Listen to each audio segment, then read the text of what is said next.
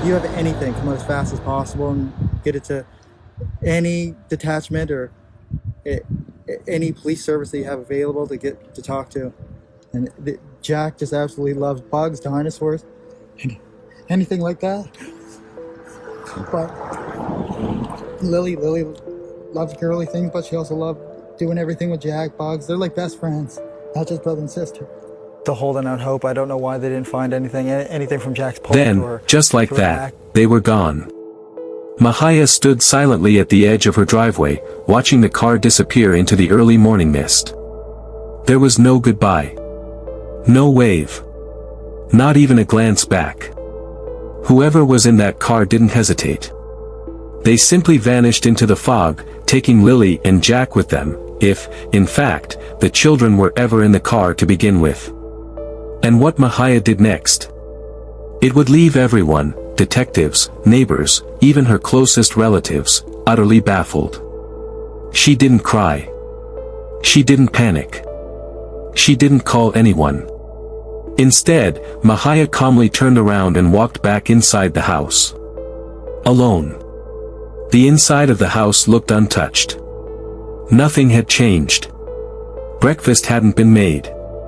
The blinds were still drawn. The children's backpacks were nowhere to be seen. No signs of a rushed morning or any kind of urgency. And then, at exactly 6:17 a.m., she picked up the phone and called the school. Her voice was steady, almost unnervingly calm. She told them Lily wouldn't be attending class that day. Sick, she said. No details. No concern. Just a simple, measured explanation, as if it had been rehearsed. But there was something deeply wrong about that morning. No one in the neighborhood had seen the children, not even once. The woman who walks her dog every morning past the Sullivan's home saw nothing. The local mailman, who usually waved at Lily and Jack through the front window as he dropped off the post, said the house felt still. And the school bus driver? He passed by around 7 a.m., right on schedule. He remembered glancing at the house. No lights. No movement. No children running out the front door like usual. It was as if Lily and Jack had simply vanished. So now, the question wasn't just, where were Lily and Jack? It became something far more chilling. Why had Mahaya returned alone, and why was she so calm about it? Mahaya didn't report her children missing, not immediately. Not within the hour. Not even 2. In fact, it took nearly 4 hours before she made the call. From 6:17 a.m., when she phoned the school and said Lily was sick, to 10:03 a.m., there is a stretch of time that has puzzled investigators from the very beginning. A silence that grows louder the more you look at it. Between those hours, her timeline didn't just have gaps, it began to stretch, pulling at the seams of logic, until it was thin enough to tear completely. And then finally, at 10:03 a.m., the call came. Mahaya's voice now shook with emotion. Tears. Panic. Urgency. A stark contrast from the calmness just hours before. She told emergency dispatch that Lily and Jack were gone. Disappeared. She claimed they must have somehow slipped out the back, through the sliding glass door. She said, they must have gone outside. Maybe they opened the door when I wasn't looking. But there was a problem with that story. A big one. Everyone in Landone Station knew that door. It didn't slide easily.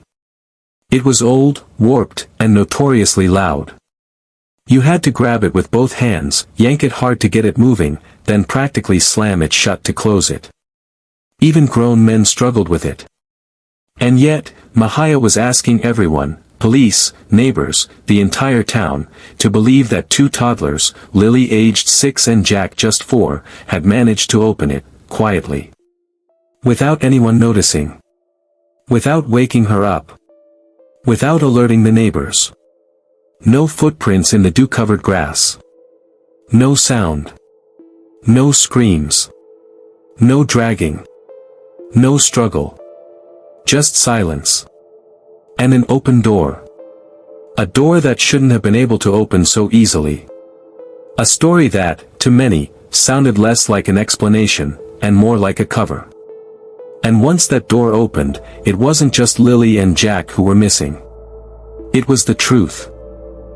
Within an hour of Mahaya's 911 call, the search for Lily and Jack Sullivan began. It wasn't quiet. It wasn't subtle. Helicopters sliced through the sky, their blades beating a frantic rhythm above the quiet suburban neighborhood of Landone Station. Bloodhounds were brought in, noses low to the ground, sniffing along the damp morning grass, trying to catch even the faintest scent.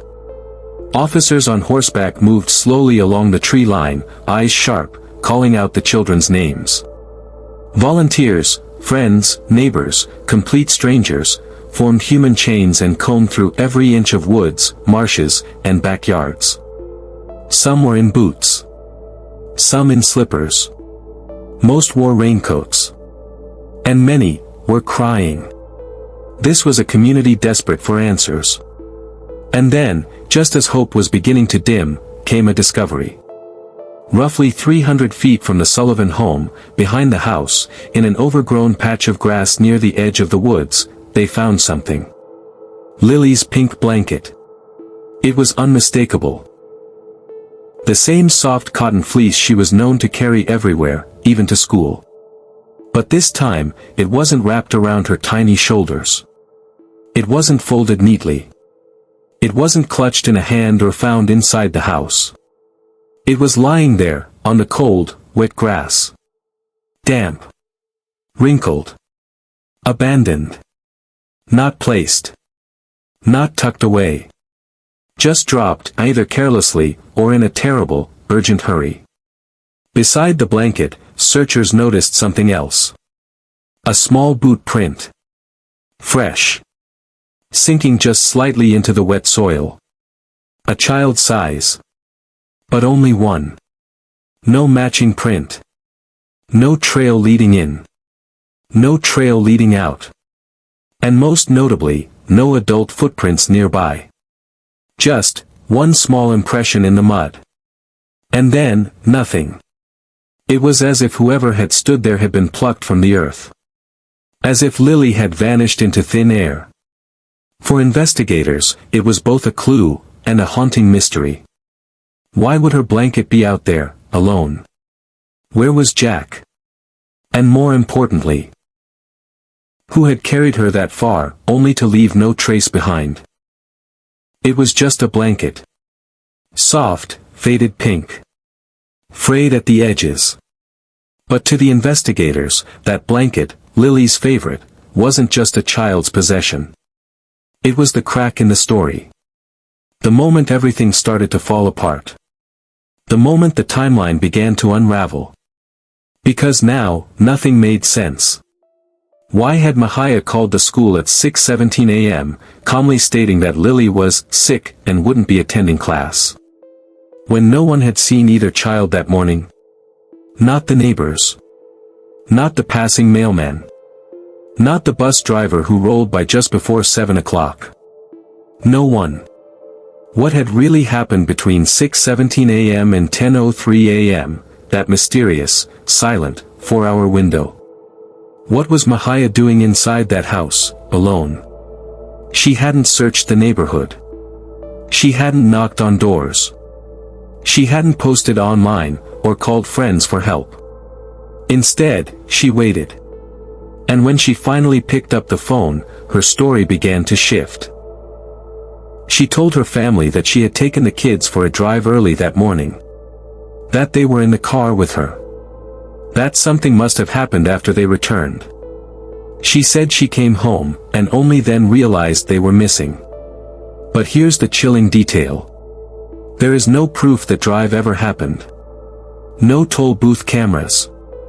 No gas station surveillance. No traffic cams. No highway patrol sightings. No digital footprint at all. Not a single camera recorded her car on the road. Not a single soul remembered seeing her with the children. Not one. Just a mother. With a 4-hour gap in her story. And a home she returned to alone. A pink blanket in the grass.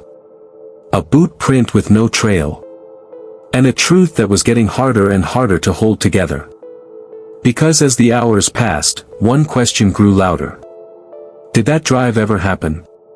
Or was it just the beginning of a lie? When police circled back with more questions, Mahaya stayed firm. She insisted, again, that Lily and Jack must have wandered out the back door on their own. That maybe, while she wasn't looking, they slipped away. But those who had spent time inside that house, neighbors, relatives, even the former owners, they all said the same thing. That door doesn't open quietly. It wasn't a modern sliding glass door. It was old. Heavy. Warped from years of weather and wear. It groaned when you opened it. You had to yank it hard, and even then, it would shudder open with a sharp screech. And closing it, you'd have to slam it shut. The entire kitchen would rattle when you did. It wasn't a door you could sneak through. And certainly not 2 small children, aged 6 and 4, could open alone. Not quietly. Not without help. So now, investigators faced a darker, more unsettling question. It wasn't just, where were Lily and Jack? It was, did they ever come back with her at all? Had they really been in the car that morning? Had they ever made it home?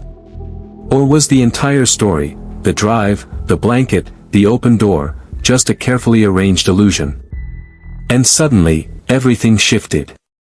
From a missing persons case to a chilling possibility no one wanted to believe. After filing the missing persons report, Mahaya didn't stay. She didn't linger in the home where her children were last seen. She didn't wait at the door, hoping they'd walk back in. She didn't help search the woods behind the house. She didn't even pack up their rooms. Instead, she left. Walked out of the very house her 6-year-old daughter and 4-year-old son might still return to. And it wasn't just the house she walked away from. She cut off contact with Daniel, the children's stepfather. Blocked his number. Ignored his calls. Refused to meet or speak with him again. She didn't go on camera. Didn't plead with the public. Didn't post a single photo of Lily or Jack online. Didn't attend a vigil. Didn't hand out flyers. No press. No posts. No presents. And it left the community with a question that grew heavier by the day. What kind of mother leaves the house her missing children might return to? Was it grief, unbearable, paralyzing grief? Or was it something else? Guilt? Because as the days turned into weeks, this was no longer just a search. It became a major crime investigation. The RCMP mobilized everything. They pulled over 5,000 hours of footage. Traffic cameras. Doorbell videos. Toll booth feeds. Delivery van dashcams. Highway surveillance. Every possible angle that might have caught even a glimpse of Lily and Jack Sullivan, or the car that supposedly carried them that morning. They followed over 600 tips. Some were filled with hope, sightings in nearby towns. Others were darker, whispers of rivers, cellars, strangers in the woods. None panned out. Not a single tip brought them closer. There was no ransom note. No signs of an accident. No confirmed abduction. No evidence of predators. Just, nothing. No sign of Lily. No sign of Jack. Not a thread of clothing. Not a fingerprint. Not even a shadow on a camera. They had vanished. Completely. And the only person who might hold the truth was the one who walked away. Daniel, the children's stepfather, was the first to volunteer. He took a polygraph. He says he passed. He told reporters and police the same thing. I loved those kids like they were my own. And those who knew him believed him. He never missed a school event. Never skipped bedtime stories. Lily called him Dad. But Mahaya? Her silence grew louder by the day. Police issued search warrants. They seized everything. Her phone. Her car. Clothing. Old memory cards from cameras and phones. Hard drives. They combed through texts, GPS records, even deleted data. Still, nothing. No messages of panic. No calls for help. No digital trail of any drive that morning. No signs the children had ever left home. Except one. The pink blanket. Damp. Crumpled. Lying in the grass like it had been dropped. Or placed. It became a symbol. Of Lily. Of comfort. Of something soft and familiar in the middle of something deeply wrong. But the deeper investigators looked, the more questions they found. If this was an accident, why was there no panic? No frantic 911 call. No screaming through the neighborhood. No desperate social media post. If the children had simply wandered off, why was Mahaya already in the car that morning, alone, before anyone knew they were missing? The cracks began to show. The timeline no longer made sense. And slowly, trust began to collapse. Even her own family, once her fiercest defenders, began to distance themselves. One post, now deleted, said it plainly. She took the kids, and she knows it. What began as mourning turned into suspicion. Suspicion into doubt. And doubt, into rage. Candlelight vigils became public rallies. Prayer circles turned into protest lines. Instead of flowers and teddy bears, people lined the courthouse steps with tiny shoes. One pair for every child who never came home. The message was no longer, "Help us find Lily and Jack." It was, "We demand answers."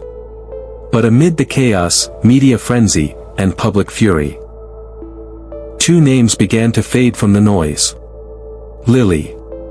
Jack. Two innocent children. Two small lives caught in the middle of something unthinkable. Two stories with no ending. And the world was still waiting. Not just for justice, but for the truth. This isn't just a story about two missing children. It's about something deeper. Darker. More haunting. It's a story about what happens when truth goes quiet. And silence steps in to take its place. About the unspoken. The unanswered. The undone.